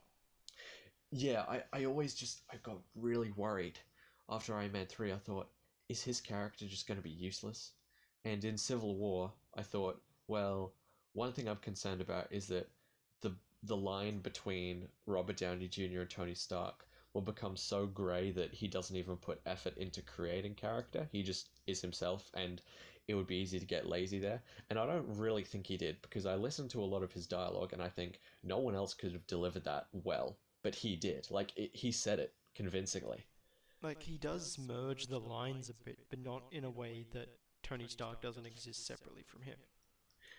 Yeah, because he's still and well he put his all into Tony Stark no matter what. Yeah. Like, especially Civil War, he put himself, like, acting wise into it as much as, you know, jokey joke Yeah. wise. And yeah, what are your guys' opinion on Civil War, the movie? I generally would say that I love the movie, but if I think about it too much, there are some things that I find kind of stupid. Right. Yeah.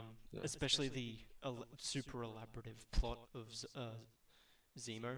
Yeah. I also don't think he was kind of the right villain for Civil War. I feel Yeah, like there's yeah, better yeah. ones.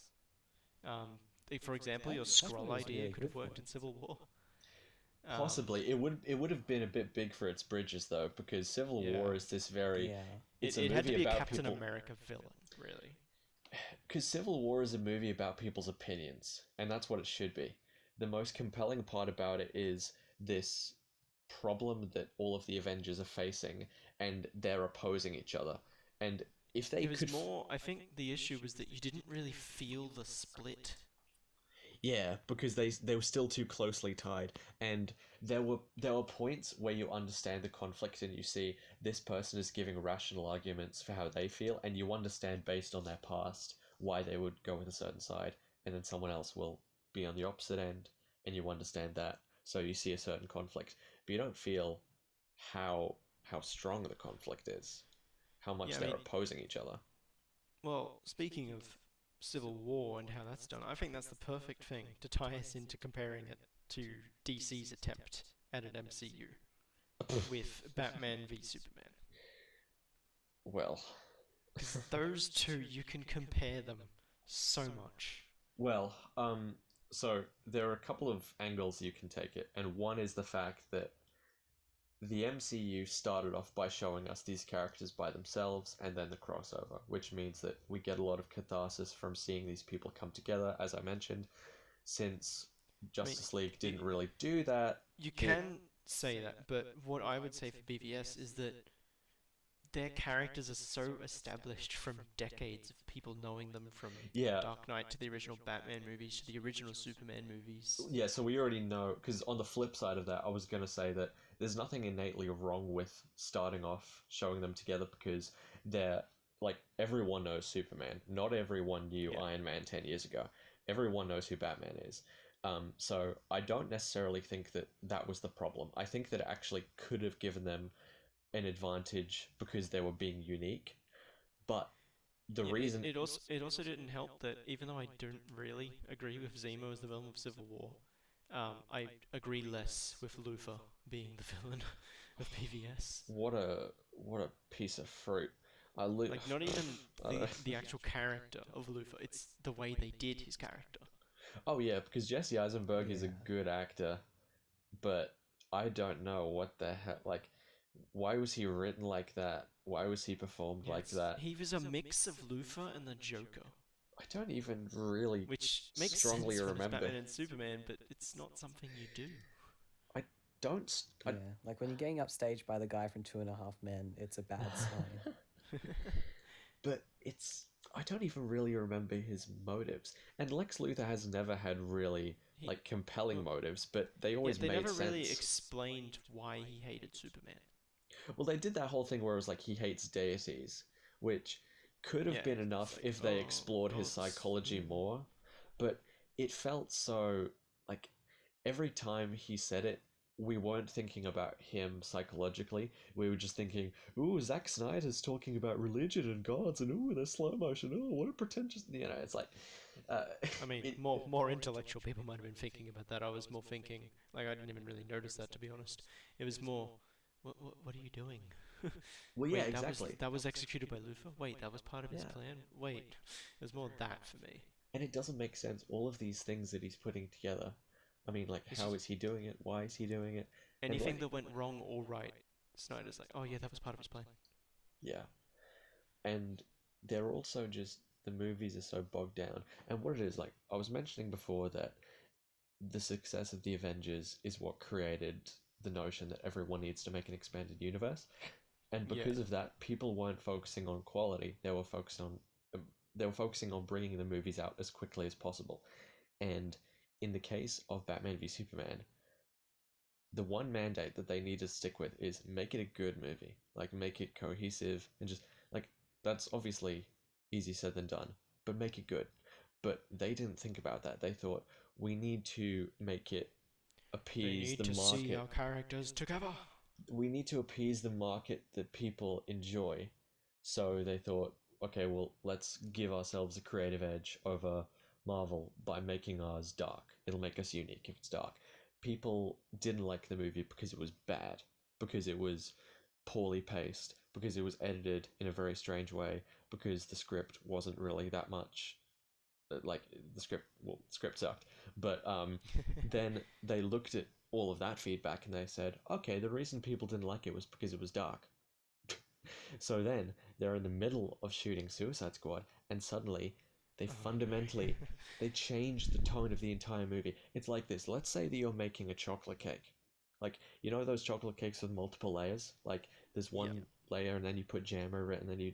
So they made the first layer, and then suddenly they heard someone say, yeah, sometimes chocolate cake's a bit too bloating. I'm not really. So then you go, oh my god, I have to do something about it. So instead of throwing away the chocolate cake, or instead of just making it the best damn chocolate cake possible, over the top of that chocolate cake, you put a lasagna. You put a I was lasagna really as expecting you to say like strawberry cake, and you went with No, lasagna. because it's so wrong. It makes no sense to Like put a I know from lasagna a few over a conversations chocolate with you, cake. you are not a fan of Suicide Squad. I'm not a fan of Suicide Squad, no, because that I analogy is how I enjoyed feel about it. a fair bit of that movie though. What did you? Like I would never say it's a good movie. Right. It's that I enjoyed a lot of parts about it. Well, Like I wouldn't okay. say anything after the halfway mark I enjoyed. Mhm. Um, but I loved the character intros with their little short origins that Yeah, didn't yeah. really take you out of the film. Um, I love seeing them in their prison being taken out. Um, and then kind of arriving at the helicopter site was getting all their costumes on is something I love suit up scenes. They're so Yeah, that's a unneeded, fun. but I love them. Um, I mean, the characters are all very dynamic in the yeah, sense and that then they're all but unique, and you understand the rapport they must have with each other. It's not yeah, too well defined, but you understand in theory what it would be. and I think after that is where it starts to drop off when they get on the helicopter, and then suddenly Rick Flag's like, "This is Katana. Oh, I hate that. The Her sword sword traps captures the the soul." souls of its That's my favorite victims. part of the movie. I love your perfume. What's that? The She's stench got of my death. Oh, back." I swear to like, it's just.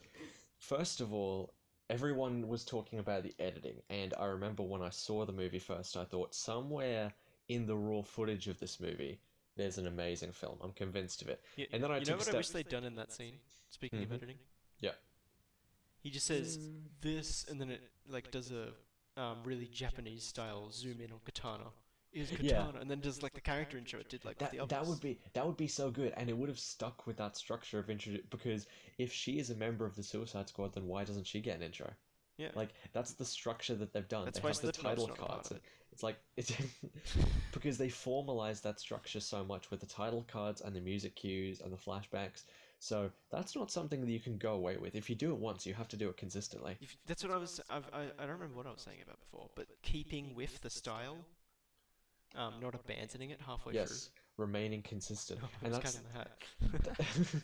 that's the problem with putting the lasagna over the chocolate cake. If your movie is dark innately, then it doesn't mean that the movie's going to be bad because of the way it is. It would only be bad if you tried to change the way it is. You need to be okay with just letting it be itself. Don't try and make a dark movie funny if it doesn't feel organic. And I understand that Suicide Squad should have a little bit of a sense of humor. It should be quite like kind of dark. I liked the comedy it had, honestly. My main issue with it was the villain. Oh god, don't even get me started. It shouldn't have had. I don't want to talk about it. We can save that for something else. Suicide Squad is not the kind of movie that should have a beam in the sky. I think that first of all, a Suicide Squad movie, out of all of the like DC properties, that could have been one of the best movies because of the tone that it could have had. It was so ready to be the best. Remember that trailer that came out with Bohemian Rhapsody? No, that is the only trailer. That introduced me back into Queen in a way. That trailer was the absolute bomb, and it made me think that this I is loved going to be that the trailer. best because it alleviated so many of the problems that I was starting to get with Marvel movies in terms of like the visuals, because it looked so good. And I was thinking, it's like it has this kind of the third act of Fight Club where it kind of gets a bit. They all turn into terrorists and stuff. It was like that, but on LSD. And it's got this kind of grungy they atmosphere. shouldn't have had a beam in the sky. They shouldn't have had a faceless army. No. They should have had. Maybe the Joker could have been the main villain. Maybe some kind That's of what they arms let it to dealer. be, and so many people were disappointed And that it wasn't. It should have been. It really should have, because then you would have had the conflict between Harley would have Quinn and had the the Joker would have turnaround been of more Harley. complex. Yeah, like I understand you can beef up the movie a little bit, and I would have been okay if the Joker was a third party, because I think the Joker is great when he's working off multiple other people. Like if you think Yeah. about it, technically speaking, Two-Face winds up actually being more of a focal point in the Dark Knight than the Joker. It's just that people like the Joker more. But that's good though. He needs people to bounce off of to be a good character. Like you could argue that in the Joaquin Phoenix movie they proved otherwise, but that's sort of a different context because It's because that was done in a certain way. It was more of a character study movie. yeah, it's a very different style of movie. It's not trying to be a superhero movie. It's trying It's a to character study rather than a comic book story. it's just a film which happens to bring some material from comic book properties, basically, which I very much respect. I don't necessarily think it was executed perfectly, but the fact that it did actually go for it fully, I think is amazing. And that to like continue it, I think that is what DC should continue doing. Especially, have either of you guys seen Birds of Prey? I have not, no. Birds of Prey is I'm honestly not sure what most people thought of it. I really liked it. I definitely think it was one of the best DC films. Because it did what Suicide Squad didn't, and then it chose a tone and it kept to it. Yeah, that's good. Or even Aquaman and Shazam both are amazing because they do stick to their tone. Shazam is awesome. It is so Shazam good. is lovely. Like it's so good. I thought I would hate Shazam because of the suit. I hated his suit Right. from the trailers, Yeah. and then for some reason it got better. And then Aquaman, the only reason I didn't really like, I liked the film, but I didn't like the visuals. Right, yeah. I haven't seen Aquaman, so I'm not sure. But I hear all kinds of wacky things You about should, it. it's really good. It was good. It was just not pleasant. But visuals. you know what I like about them, especially Shazam, is that even if let's say that the script is kind of half baked, or some of the acting isn't perfect, or even if the CGI isn't good, that isn't going to matter as much if the movie is consistent and it winds up becoming greater than the sum of its parts. And by that I basically mean that you can see all of these problems, but they don't matter because overall, like the tone of the movie and the feeling you get from it winds up making it okay. And Shazam did that for me. Shazam was such a charming movie. it felt like it could even kind of be a Christmas movie, like with the It fact pretty that much is. the fact that it was sort of set in the snow. It was like Yeah. big, but with a superhero. It had such heart. All of the characters were really wholesome, and then when it had these action scenes, it didn't feel like it was taking away from It that tone. it even knew that its villain wasn't that strong, and so they didn't really focus on it. They kind of made Shazam Yeah, his own villain, that is and something then that he honestly also had to face the sins. so many superhero movies need to understand that you need to find a way of actually You're not not having a perfect villain. from the beginning. I want to see a superhero movie that doesn't actually have a technical villain. I mean, that's what Marvel is. Well, a lot of the time it is, but they always have someone to latch onto. So even in Civil War, they had Zemo because they needed some sort of other threat. He was there, but he was more just causing the problems He was the that catalyst, caused yeah. them to fight each other. Yeah, for sure. They just took that too literal. Yeah, and I think that is a nice out of the box concept as well. It shows that the relationship between the characters is fractured anyway, and all they needed was a catalyst. Zemo did that, and his reasoning makes sense. I actually like Zemo. I think that his Yeah, rationale I don't hate him as a is character good. or anything. I just thought there could have been a better villain. Yeah, Or if and you were going to have them fight each other, make them fight each other a bit more. yeah, for sure.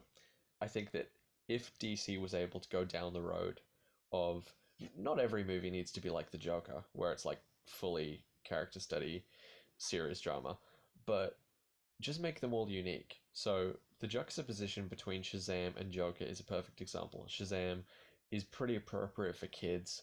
It's very accessible. It's very charming. Joker is kind of none of those things. So give us that contrast. Make a movie that's appropriate for the specific character. Yeah, well, I think that kind of cuts off our comparison section. So I think we should move on to one of our last bits. This is an idea I came up with. I want each of you to pitch your ideal Marvel movie, which doesn't have to be a part of the MCU. It could be any character, any story. Just pretend that if there's one before of it, that it doesn't exist, but that everyone is going to want to watch it. Yeah. So yeah, I'll task you both with that. Okay. I do have one in mind. Andrew, if you want, you can go first, or if you need some time to think about it. I have no idea. You Okay. go first. There are a couple I could potentially mention, but I'll just pick one. But yeah, you know that my stance is essentially that I like more creator-driven stuff, and I prefer things that have a more specific vision. And I was thinking, all right, well, let's take not another director, because I could say, oh, well, I think Terry Gilliam should make a Doctor Strange movie, or I should think that, Peter Jackson should make a Thor. Like, all of that's well and good, but what would I make? Like, with the kind of tendencies that I'd have. So there are a few different things I thought. One is that, well, I like doing more intense thrillers. Maybe Moon Knight would be a good option, because that's sort of psychological and it deals with a lot of problems, which would enable the villain and the protagonist to be the same person. But I also thought I kind of want to have fun with it, and I like weird shit. And I also like taking something that could potentially be epic and making it small scale. So I'd like to pose you this. We're following a scientist in this movie. It's set in the 70s. Let's say the scientist is played by maybe Ryan Gosling. He's charming enough, but sort of introverted. And he's working on something we're not really sure. He's not really sure. He's doing like all his research on like small like atoms and things. He's looking through microscopes, and then one day he creates a serum and something goes wrong in the laboratory. Suddenly he disappears. Like, he's gone. Until then, we zoom in, and we zoom in, and we zoom in, and we zoom in, and we zoom in, and we see that our main character, Hank Pym, is now tiny. He's stuck in his lab by himself. The door's locked. It's nighttime. He's the only one there. The guard isn't coming in for ages. And he is microscopic. He needs to find a way to get out of his lab. And the problem is, there are ants that have broken out of where they were being held, because he's using them for experiments. They have broken out of their cage, and they're on the loose. And he needs to fend them off because they're way bigger than he is. That's the movie. It's like Honey, I Shrunk the Kids, but It's Ant-Man. I love the afterthought of because he's doing experiments on them. Yeah. I could feel the panic of wait, why does he have ants? Well, no, because I mean it's Ant-Man, so Yeah. I know. Yeah, no, I know what you're Yeah. going for. It was just the panic of you'd forgot to think about yeah. why the ants were there. Hey, I mean, if I planned this, then maybe it'd be different. But yeah, that's essential. That is the kind of movie that I'd want to make. Where Yeah, it's like it's definitely quirky. an interesting pitch. Yeah. So, Yeah, I like the idea of him like learning to communicate with ants through the yeah. like He's the had no choice. they're the monsters, but then he learns to work with them. Yeah. So When they like open a in the door. third act of the movie, he can do that, and maybe in the first 20 minutes or so, we could build up some relationship problems he's having, or some other threat, whether it's like his boss is being a dick or something, and then maybe through his abilities with these ants, he's somehow able to overcome it in like this satisfying 90s beat up the bully kind of way. So I feel essentially, like this movie would have to come out early 2000s to fit that's in with the random ant theme that they had. what I'm saying with it is it needs to come out in 1997. It needs to be like, yeah, it's like from the producer of Beethoven and Dennis the Menace. Now, I'm not saying that should Comes be a what sequel to The Fly. I'm not saying that's what Marvel should consistently be, because as I said, it's like each character should have their different tone. But to me, that is what Ant-Man should be. I mean, you just make it the same style as The Fly. Oh God, like with all body. Oh, He yeah. becomes microscopic and slowly turns into an ant. Like Oh my goodness. yeah. Yeah. What's the movie District? What's the one based District in South 9. Africa? Yeah. Yeah. Yeah, Where District it's- 9 style. Yeah. Where it turns into that prawn. Yeah. I mean, that would be a very different movie. But to be honest, Fantastic Four, the Josh Trank one, I was convinced for a while that that was going to be like a weird Cronenbergian body horror movie that dealt with like what happens when Mr. Fantastic's limbs all just turn into like Oh yeah, liquid it's and like 2015's one. yeah, like because I was thinking they'd show like his organs are all just like Yeah, disintegrating. Like they took how is they took it to a very extreme physically. yeah, it's just a shame the movie sucked. Yeah, but so that's me, and I'll pass over to Andrew. Yep. Well, I was going to go in the complete opposite direction because, I Yeah. think my ideal Marvel movie is I'd like to see something with the like Avengers family dynamic. Like, so I don't know if either of you are familiar with like you see it on Instagram all the time or like Tumblr, the fake quotes or stories or whatever where Yeah. they're all like living in the tower together and like, it's all family It just dynamics and, shows them like relaxing and the banter they have. Yeah, I've seen some of that stuff. yeah, exactly. Like I'd really like to see movie capitalizing on that because that I honestly feel is it's capitalizing. I mean, Ultron did in a way, but But yeah, they not had to an like extent. 5 minutes of it. But just an entire movie that sort of it shows them just being people. I really love that idea. Yeah. Yeah, because like those are like arguably some of the strongest like characteristics of the Marvel movies are like the characters and like specifically their relationships and like being able to capitalize on that instead of it just being a lot of like people making it up themselves. Like being able to see something like that would be really awesome. An Asgard Christmas directed by Taika Waititi. Exactly. Did they just do a Christmas special style like they did with Star Wars? That'd Yeah, be but awesome. I think that would be especially great with X-Men. I think if they were to do a movie that was That's set in 'cause the they're a X-Mansion. literal family. Well, yeah. Well, yeah, I mean if you get a movie in the X-Mansion, which maybe can have some No, problems. wait. I want to see an X-Men sitcom. Oh yeah, for sure. That's Like what literally WandaVision just is. grab the We got that. Oh, I true, really true. am interested WandaVision to is see gonna be what so that good. show turns out to be. Speaking of that phase, did Black Widow end up coming out? No, No, so no, it's it's, coming out November, I think. Yeah, because I heard something that Sounds was about out, and I go on Disney Plus and it's like not there. I think it's like Oh. Marvel's considering it, but like, it's on the table. But I don't think they're gonna do it. They're gonna like hold out as long as they can for that. Because it's not being released in cinemas, is it? Not until November at least. No, they wouldn't put it on a streaming service. They'd put out too much money to put it online, Yeah. I think. Because I thought the original plan was to just have it on Disney Plus. They probably But I considered also it. originally thought it was a TV show. So Yeah.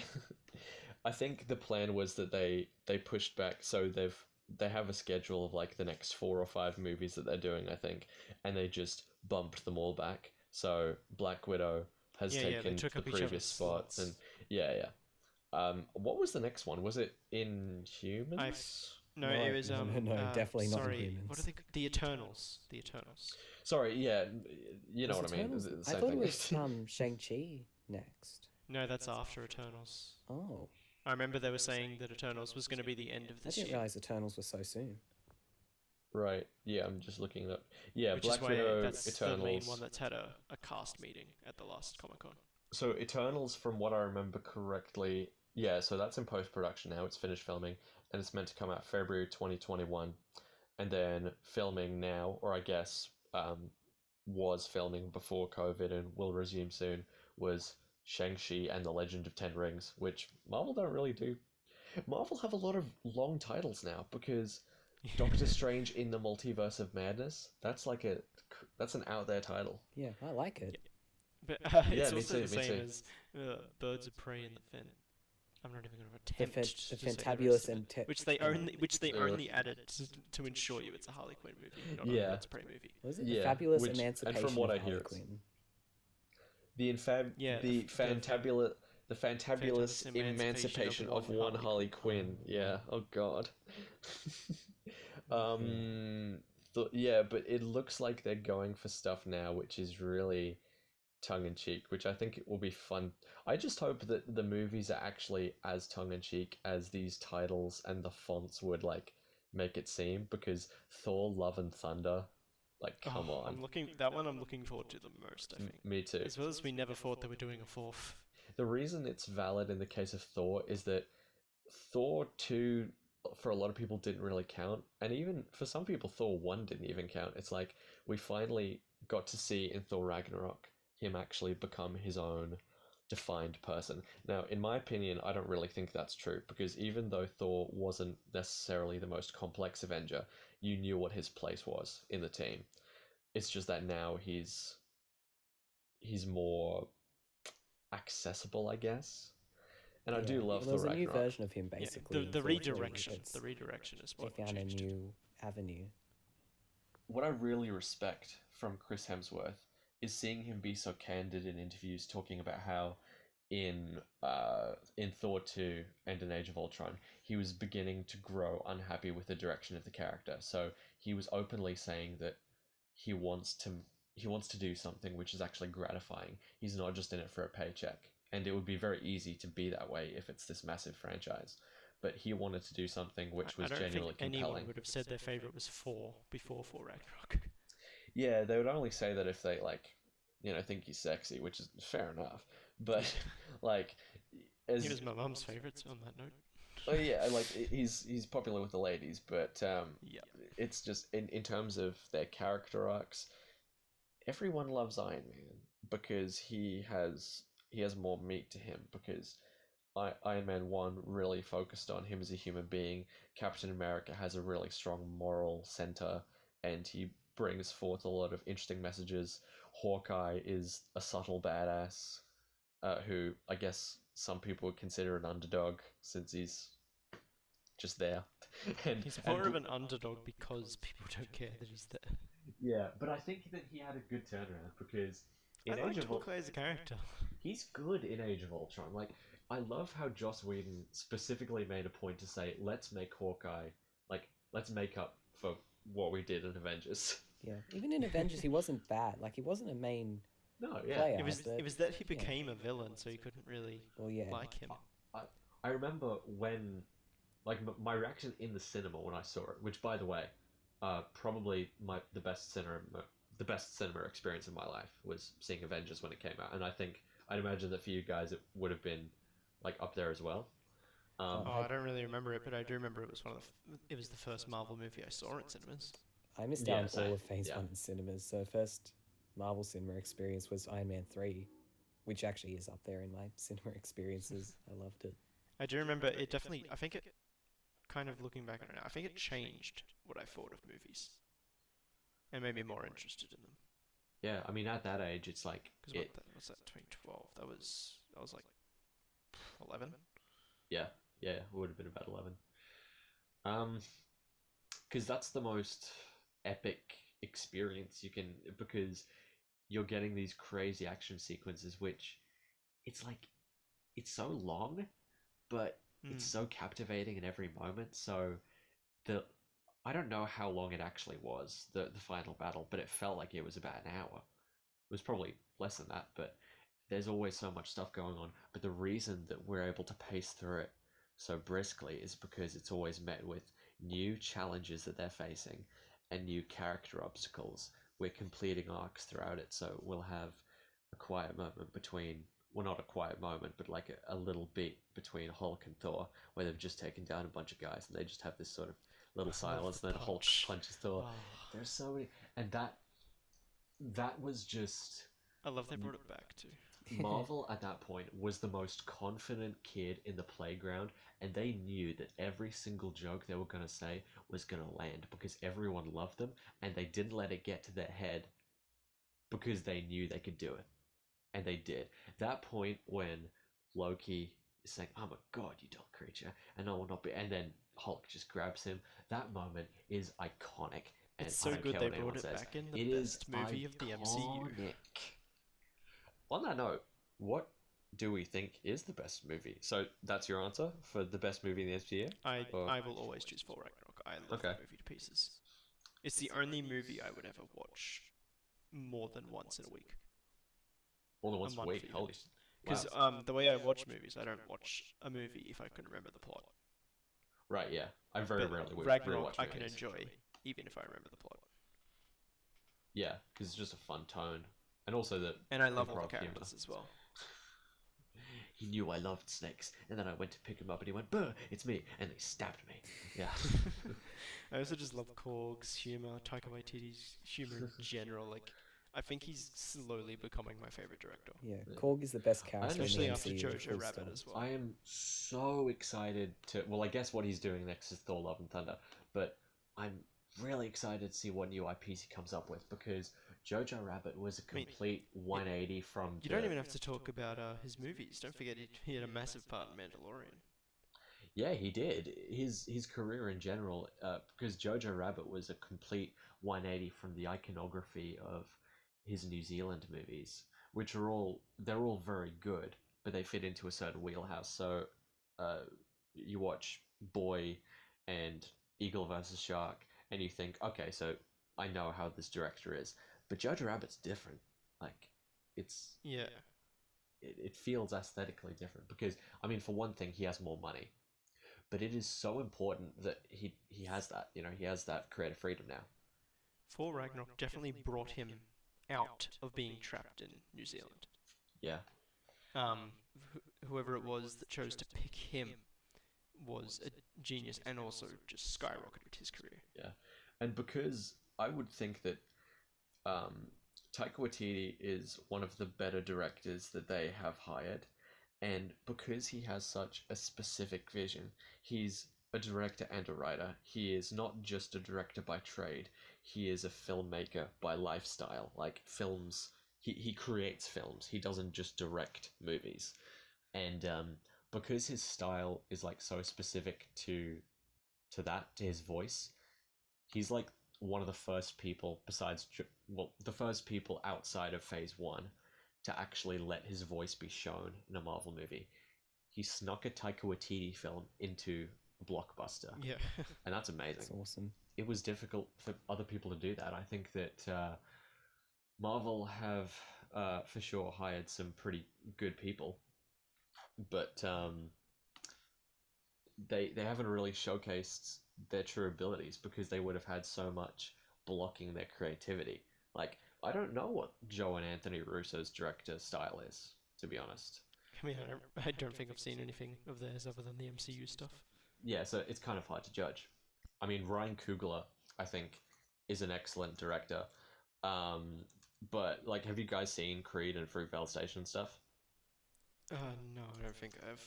I mean, they are really great movies, but I mean, I don't know what your guys' opinion on Black Panther is. Mine is not very positive, but No. I don't blame that on Ryan Coogler at all. I think that everything that is good about him as a writer and director, you can still see elements of in Black Panther. It's just that it's bogged down by some other flaws, which I mean I could go on to, but I won't.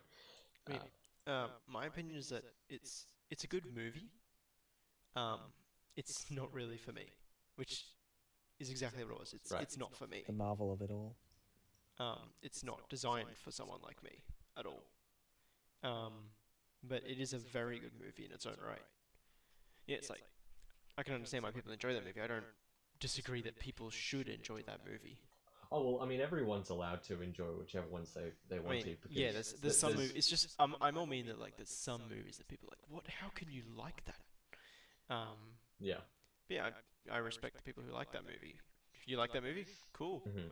I just didn't particularly enjoy it. I really wanted to like Black Panther because I figured that Black Panther had the potential to be an outlier in that it had a very different style. And I remember seeing the trailer, and the first thing that popped to me was they were using some Run the Jewels music, and I'm like, oh yeah, this movie's gonna have an amazing soundtrack, isn't it? And the soundtrack is amazing. Like it's produced by Kendrick Lamar, and I listened to some songs from the Inspired By. There's some stuff by SOB and Vince Staples, which I really like. But Yeah, I think that was part of my issue with it as well. I'm not a big fan of that style of music. okay, I'm not sure what it falls under. I'm more of a because I only really recently got into music in general. yeah, Um, I don't know what your like. I roughly know some of the other guys' style of music. I don't know what your like I'm a music mystery taste. man. Yeah, yeah. And that's why I ain't gonna say it. Nobody allowed to know. Because I think Danzig lines up with me pretty well. We have Yeah, similar music tastes. Danzig's a very mainstream music taste, But from what I've gathered. not Like, mainstream as such. it's but- mainstream to people I know. Like I wouldn't Right, say like okay. you go up to anybody. It's the kind of people that I know all like that. Yeah. You guys' kind of music. Right, yeah. Yeah, I'm not saying it's bad music taste. It's different. I always to said me. it's good That's all I'm music saying. taste. I think that music especially is the most subjective medium where it is like I've had people say to me, "Oh, well, what's your least favorite genre? What genre do you think sucks?" And I'm like, "No genre can suck. That's Yeah, impossible." just because I don't like a genre doesn't mean I think it shouldn't exist. Yeah, It's just a exactly. different take on music. Yeah, and there's always it's really about how it's executed. I think that there are some genres which I listen to more than others, but like there's definitely country songs out there which are probably amazing. Doesn't mean I consistently listen to country music. Yeah, like But- I enjoy a fair few country songs, but like it doesn't mean I listen to country every chance I get. Yeah, and I think that sort of ties into what you were saying before about like judging people of whether they like the movie or not. Because movies, I think, because there are more elements to movies, it's easier to have an objective opinion. But still, there is a certain amount of it where it's like you can't really set something in stone. Like if someone enjoys a movie, you can't change the way they feel about that movie. They just I mean, that let that them kind of enjoy goes it. with so many things. Like, if I had to say one thing I noticed that with that isn't in like entertainment at all, it's food. Oh yeah, I know so many people that if you say you don't like a food they like, they could possibly just be like, we're not yeah, friends because anymore. it's just so Wow. embedded into our mentality. And I find that ridiculous. I guess, yeah, because food, it should be something that for everyone, the foods they like and the foods they don't like, it's a part of, well, not their identity, that brings a bit too much like density into it, but it's like, it's a part of our character, and Yeah, I mean, you know. most if you when you like food, it's generally because that's what you grew up with. It's associations, yeah. Like, Yeah, oh, and I could, you want to hear a story about that? is it got to Okay. do with chocolate cake and lasagna? No, it's worse. Okay, so rewind the clocks. It's my 7th birthday. It's my birthday. I was 7. I got Waterhorse on DVD. That's not related, but so I was eating pizza. Waterhorse is a good movie. If you haven't seen it, I recommend it. Anyway, I was eating a Is it the pizza. Horse Girl movie? No, the Waterhorse. It's about a Scottish kid who finds the Loch Ness monster. It's really wholesome. Oh, that one. Yeah, yeah, you Oh know my that? god, yes. It's But a anyway, moving it's a on. beautiful movie. So I was eating a pizza. It has like chicken and stuff, and I'm sitting there. I'm like vibing with my brother or whatever, and I take a bite into this pizza, and to my horror, I realized that the piece of chicken that I just bit into was not chicken, and I at that moment discovered what mushrooms tasted like. I was so just disappointed by the fact that it wasn't chicken, and I had no idea what this weird rubbery thing was. That just because it wasn't what I expected, I literally choked on it. Just I wasn't primed for that flavor. So since then, I've just had like, I don't fuck with mushrooms. Like I just don't do them because that put a, excuse the pun, but it put a bad taste in my mouth. Yeah, I mean, I had a similar thing. It was also with pizza, actually. Yeah. I used to like love pizza. Any chance I could have pizza, I would say yes, I want pizza. Yeah. But nowadays I generally don't unless I really feel like it, because to me pizza has lost its taste because I've only ever gotten food poisoning once, and it was from pizza. Really? And literally for 2, maybe 3 years, I didn't touch pizza. Yeah, I mean, those associations can really put you off it. And like, I'm back. I do eat it now. It's that I don't enjoy it really most of the time, unless I really, really am like, I need a pizza. But pretty much the only one I like I've only ever liked barbecue meat lovers. It beats everything. Man. It's so funny that we're talking about this. Look, it's a podcast, alright? You talk about whatever. No, I love the fact I'm deliberately leaning into it, but I just thought, imagine someone randomly skipping to different points of the video, and then they hear, I like meat lovers. No. Barbecue meat lovers. Oh, None sorry. of that tomato- None of that tomato shit. Yeah, I think, barbecue meat lovers is probably, I'm going to take this completely seriously. Barbecue meat lovers is probably my favorite too. I like cheesy garlic. I like just bog standard pepperoni. I'm not too fussy. I don't really do like margarita stuff. I can, but I wouldn't choose it. I think for me it's more that it's the only just one that doesn't remind me of that, even though it was barbecue meat lovers, ironically. I think it was just made that bad. Meat lovers can like vary from amazing to crap. Pretty much the only pizza I ever feel like is a barbecue meat lovers from Coles. Ooh. But not like Coles brand. McCain from Coles. Oh yeah, solid. I will tell you that. So you know when you create like the right environment through there, you have the right food at the right time with the right movie, and the weather's right, and you're feeling the right way and stuff, and it creates this amazing pocket. One of the greatest pockets I've had in the last like 2 years is at one point when I was at home. It was a Friday night. I finished school, which was a pain in the ass. But I knew that now I could could kick back. I had all my assignments done, and I could just let loose a bit. And I thought, you know what, not with friends, but I'm gonna have a bit of a party.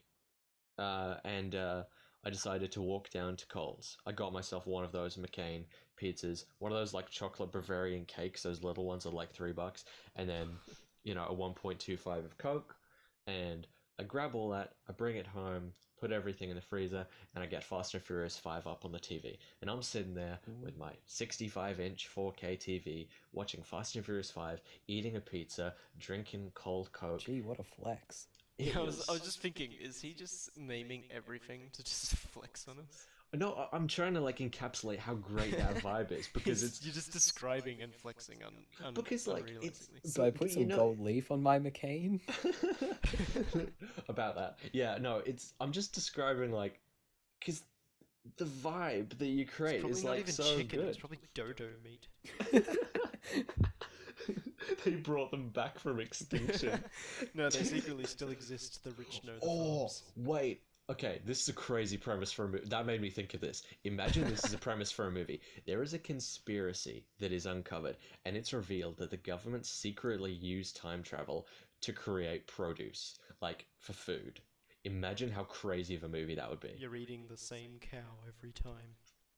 That's nuts. So it turns out that they were rapidly running out of resources. So we go back in time to like grab animals and bring them back so that we can keep like the economy going. You just through choose food. the ones that you like the taste of. They specifically choose a cow that they go back to every alternate universe. No. They remember this one steak that they had, and they track down what cow it came from. Early in the cow's life, they give it like some identifiable marker, so it's obvious in most universes. I'm pretty sure this is a plot point of Tenet. we're actually just like we're actually in the past getting fed information from the future about what's happening in the time traveling Tenet. Now that is Tenet. Yeah, Christopher Nolan right now. You're gonna have to put up a spoiler. Oh yeah, spoiler It's alert. not a spoiler if we don't know it's a spoiler. Oh, but it hasn't happened yet. But it has happened at the same time, so it is a spoiler. But yeah, you know what I mean. My head already hurts. Of course, my episode goes off track.